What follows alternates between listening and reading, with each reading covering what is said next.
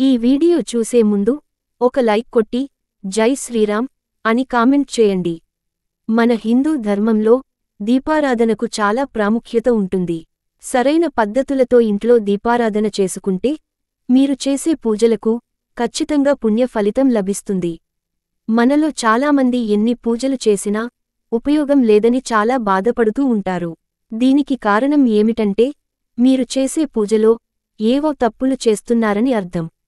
దీపారాధన చేసేందుకు కొన్ని పద్ధతులు ఉన్నాయి. ఎలా పడితే అలా చేయకూడదు. ఈ వీడియోలో చెప్పే విధంగా ఎలాంటి తప్పులు లేకుండా ఒక్కసారి ఇంట్లో దీపారాధన చేసి చూడండి. ఖచ్చితంగా మీ పూజకు రెట్టింపు పుణ్యం లభిస్తుంది. దేవుని అనుగ్రహం పొందుతారు.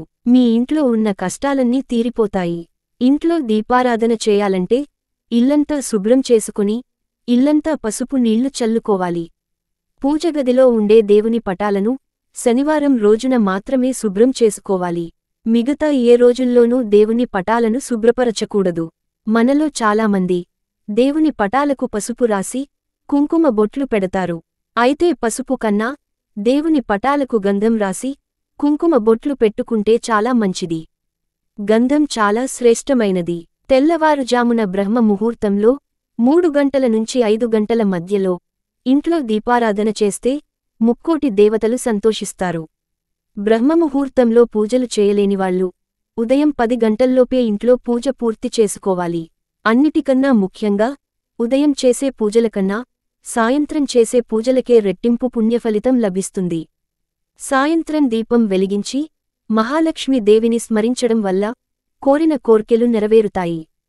పూజ గదిలో దీపం వెలిగించేటప్పుడు అగ్గిపుల్లతో నేరుగా వత్తులని వెలిగించకూడదు. ఏక హారతిని తయారు చేసుకుని దానితో దీపం వెలిగించాలి. అలాగే పూజలో వెలిగించే అగరవత్తులను కర్పూర హారతిని దీపం నుండి వెలిగించకూడదు. దేవుని పూజలో కనీసం 2 అగరవత్తులను వెలిగించాలి. శనివారం పూజ చేసేటప్పుడు మాత్రం 5 అగరవత్తులను వెలిగించాలి. దీపారాధన చేసేటప్పుడు నూనె పోసిన తర్వాత మాత్రమే వత్తులు వేయాలి. స్టీలు కుందుల్లో దీపారాధన చేయకూడదు. కుందులను శుభ్రంగా కడిగి దీపారాధనకు ఉపయోగించాలి. అంతేకాని కుందులను శుభ్రపరచకుండా వత్తులను మార్చుతూ దీపారాధన చేయకూడదు. లక్ష్మీదేవికి పూజ చేసేటప్పుడు ఆవు నెయ్యితో దీపారాధన చేయాలి. వెంకటేశ్వర స్వామికి పూజ చేసేటప్పుడు నువ్వుల నూనెతో దీపం వెలిగించాలి. గణపతి పూజ చేసేటప్పుడు కొబ్బరి నూనెతో దీపారాధన చేయాలి. తామరకాడ వత్తులతో దీపారాధన చేస్తే పూర్వజన్మ పాపాలు తొలగిపోయి అఖండ రాజయోగం లభిస్తుంది. జీవితాంతం సంతోషంగా జీవిస్తారు. జిల్లేడు వత్తులతో దీపం వెలిగిస్తే ఆకస్మిక ధనలాభం లభిస్తుంది. లక్ష్మీదేవి అనుగ్రహంతో త్వరగా ధనవంతులు అయ్యే అవకాశం ఉంటుంది. పత్తి వత్తులతో దీపం వెలిగిస్తే ఇంటికి అదృష్టం లభిస్తుంది. ఆవు నేతితో దీపారాధన చేస్తే అష్టైశ్వర్యాలు సర్వ సౌభాగ్యాలు కలుగుతాయి. నువ్వుల నూనెతో దీపారాధన చేస్తే సర్వదోషాలు తొలగిపోతాయి. పూజగదిలో దీపం వెలిగించిన తర్వాత దీపానికి కుంకుమ బొట్టు పెట్టాలి. దీపం వెలుగులో ముక్కోటి దేవతలు ప్రత్యక్షమవుతారట. కాబట్టి మీరు వెలిగించే దీపానికి ఖచ్చితంగా కుంకుమ బొట్టు పెట్టాలి. మీకున్న కష్టాలన్నీ తీరిపోయి మీ ఇంటికి సిరిసంపదలు లభించాలంటే 48 రోజులపాటు పంచదీప నూనెతో దీపారాధన చేయండి. పంచదీప నూనె అంటే 5 రకాల నూనెలతో దీపారాధన చేయాలి. నెయ్యి, ఆముదం, వేప నూనె, కొబ్బరి నూనె, ఇప్ప నూనె, ఈ 5 నూనెలను కలిపి 48 రోజుల పాటు ఇంట్లో దీపారాధన చేసుకుంటే లక్ష్మీదేవి అనుగ్రహంతో 7 తరాల ఐశ్వర్యం వరిస్తుంది. మీ కష్టాలన్నీ 100% తీరిపోతాయి. ఇంట్లో పూజ చేసేటప్పుడు నిలబడి పూజ చేయకూడదు. నిలబడి చేసే పూజల వల్ల ఎలాంటి పుణ్యఫలితం లభించదు. చక్కగా కూర్చుని ఇంట్లో పూజ చేసుకోవాలి. ఇంట్లో దీపారాధన చేసేటప్పుడు తూర్పు ముఖంగా దీపం వెలిగిస్తే కష్టాలు తొలగిపోయి సర్వసౌఖ్యాలు లభిస్తాయి. పడమటి వైపు దీపం వెలిగిస్తే డబ్బు కష్టాలు, అప్పుల సమస్యలు, శనిగ్రహ దోషాలు తొలగిపోతాయి. ఉత్తరం దిశగా దీపం వెలిగిస్తే సిరిసంపదలు, విద్య, వివాహం వంటివి సిద్ధిస్తాయి. దక్షిణ ముఖంగా దీపం వెలిగించకూడదు. దక్షిణ ముఖంగా దీపం వెలిగిస్తే ఇంటికి అపశకునాలు కలుగుతాయి. దేవుని పూజలో నైవేద్యంగా ఒక చిన్న బెల్లం ముక్కను సమర్పిస్తే ముక్కోటి దేవతలు సంతోషిస్తారట. అరటిపండ్లను నివేదిస్తే డబ్బు పరంగా మీ ఇంటికి బాగా కలిసొస్తుంది. జామపండును నివేదిస్తే మంచి ఆరోగ్యం లభిస్తుంది. ఇంట్లో పూజ పూర్తయిన తర్వాత ఖచ్చితంగా 3 ప్రదక్షిణలు చేయాలి. అప్పుడే మీ పూజలకు రెట్టింపు పుణ్యం లభిస్తుంది. దేవునికి కర్పూర హారతి ఇచ్చిన తర్వాత ఖచ్చితంగా సాంబ్రాణి ధూపం వేయాల్సిందే.